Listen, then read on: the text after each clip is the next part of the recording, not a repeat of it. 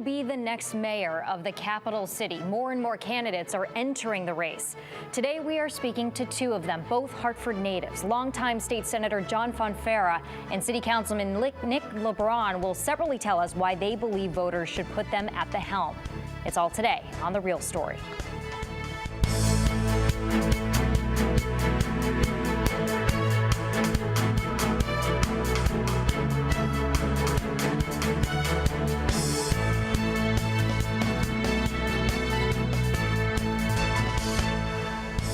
Good morning, and thanks for joining us on The Real Story. I'm Jen Bernstein.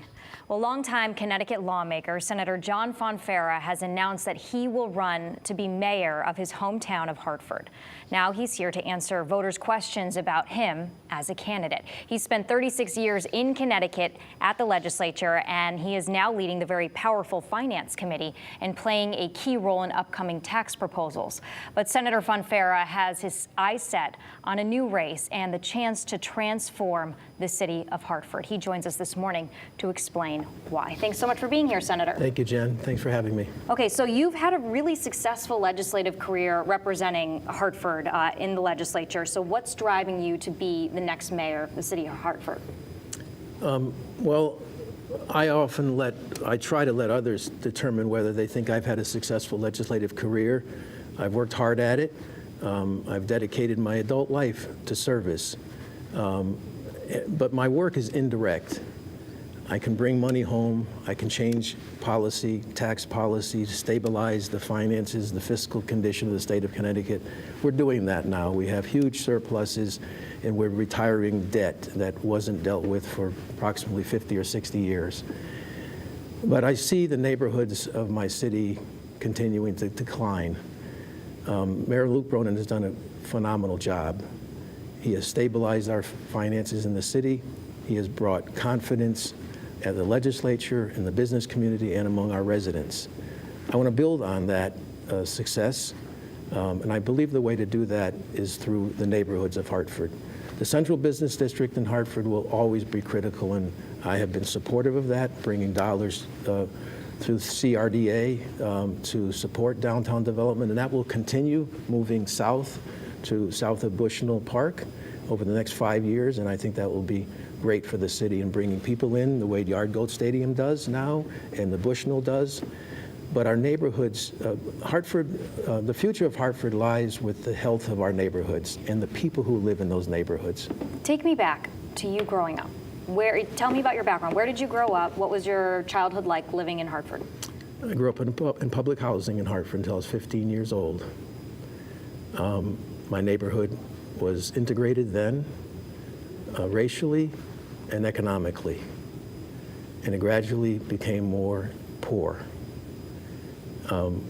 We left when I was 15, not at 3 years old, but at 15.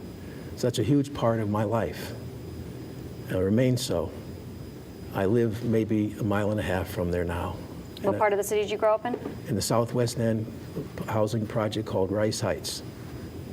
It was Rice Heights and Charter Oak Terrace, and anyone who knows, most people who know Hartford and know the South End know about Charter Oak Terrace and Rice Heights. I'm a Rice Heights boy, and that shaped my life. And even then, I wanted to make that area better. Eventually tore it down, and now it's mostly single-family homes, and a lot of the families that were there came back, and when it was rebuilt, and still live there. But too much of Hartford and too many residents of Hartford struggle today. And I believe that every resident of Hartford deserves the same opportunity in life that most residents of Connecticut enjoy. The opportunity for a quality education, opportunity for a real well-paying job, the opportunity to buy a home someday if they choose, the opportunity to have their children walk to the park safely. And there are neighborhoods of Hartford where poverty is extreme, Jen. And with that, all the characteristics that you can imagine, low wages, low income, high unemployment, high crime, underperforming schools, health issues. And while at the state level, we have numerous programs to address those issues, or try to. Very few, if any, are focused on specific place. We help people, but we don't identify place. So what would your plan be? How do you revitalize neighborhoods and help people who are living within them? Do you have an exact plan? Do you know how to do it? Yeah, to focus on those very high concentrated poverty neighborhoods first, and to, right now, it's not even about creating new revenue or new funding, but by directing portions of hundreds of millions of dollars currently in the state budget that would be directed into those neighborhoods for people, job training. Most of our job training programs are blind to place. But when you have high concentration of poverty, it isn't just where people live in poverty, they're generators of poverty. Those neighborhoods are generators of poverty. Because children, we know this statistically, it's documented that children born into high poverty neighborhoods often end up in their life in poverty.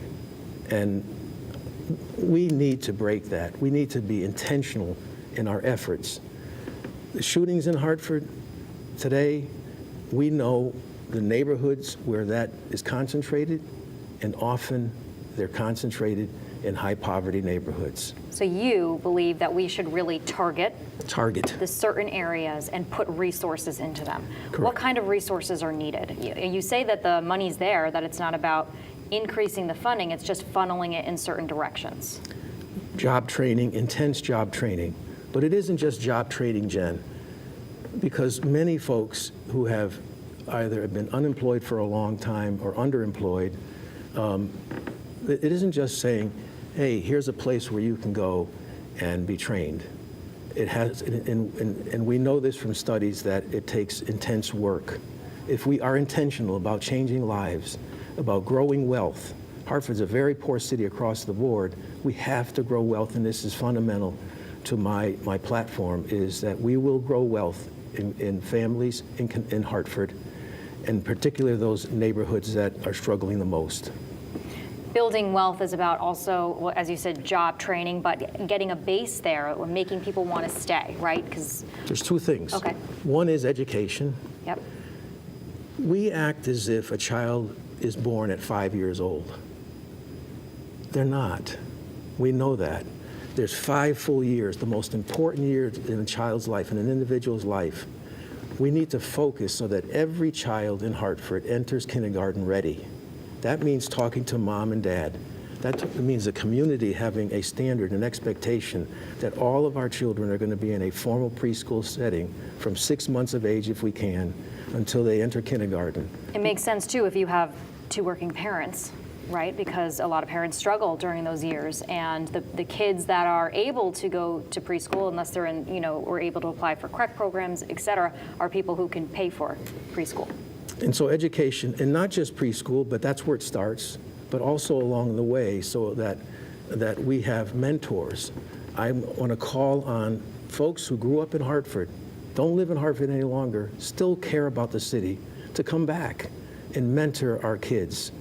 Math and science, math and science, math and science, so that they have a shot at a career.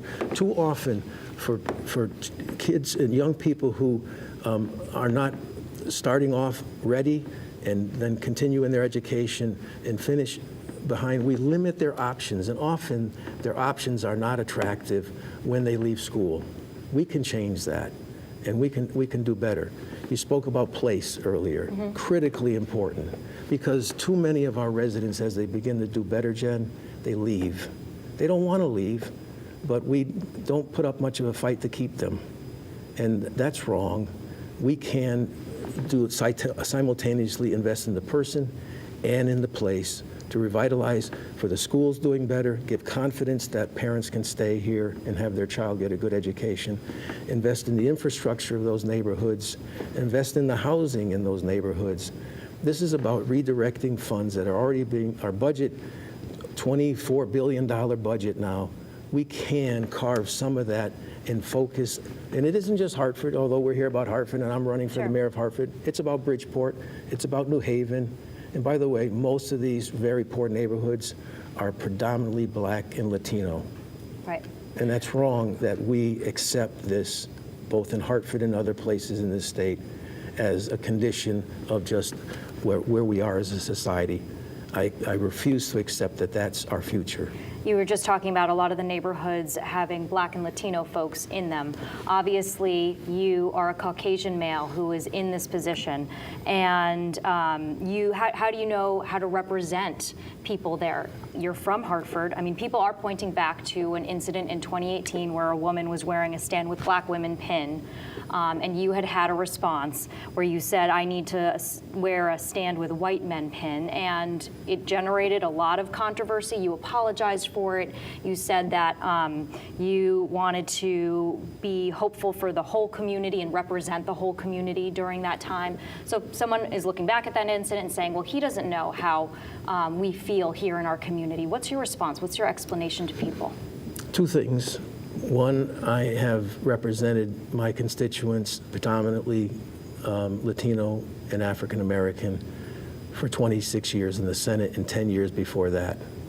My district covers 60-something% of Hartford, including into the north end of Hartford that is heavily African American, including much of the center of the city, Frog Hollow, the east side, which is overwhelmingly, and the south end now, overwhelmingly Latino. And I have enjoyed their support. I've been grateful for their support prior to that incident and subsequent to that incident. I will say that was a very difficult time in my life. I made a insensitive, what I thought was just an offhanded comment as I had a conversation with Ms. Walker, and I turned and walked away from that, not believing that there was anything untoward about it. I learned not only that evening that there was, but how much that changed my life. And I am grateful to Ms. Walker, as difficult as that day was, that she made me look inward. And I continue to look inward. And I took steps from that day forward. I met with the community leaders in the African American community in Hartford, Voices for Women of Color in particular. And that was not an easy process. There was no patting Johnny on the head by any means.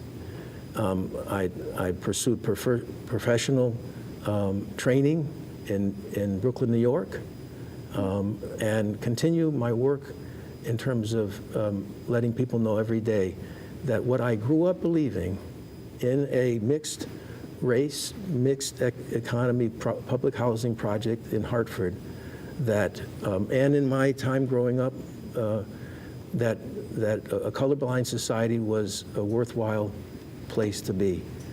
We do not live in a colorblind society. If everyone were born and then pursued their lives with equal opportunity, that would be fine. But that's far from the case, and many, if not most, of my constituents know that is not the case in their lives. And I have fought prior to then and since then, every day of my adult life, 36 years of it in the legislature, to try to right a lot of those wrongs. And I feel as mayor of Hartford, I can do more, and I'm determined to do that. Final pitch before we end this interview to the voters in Hartford.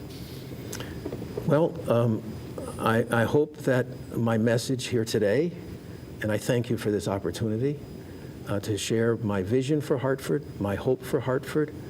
I'm not going anywhere, and I hope in this job with 400 people from City Hall behind me, that we can show the folks of Hartford that their lives can be as positive and rewarding as most of the people in this state currently enjoy.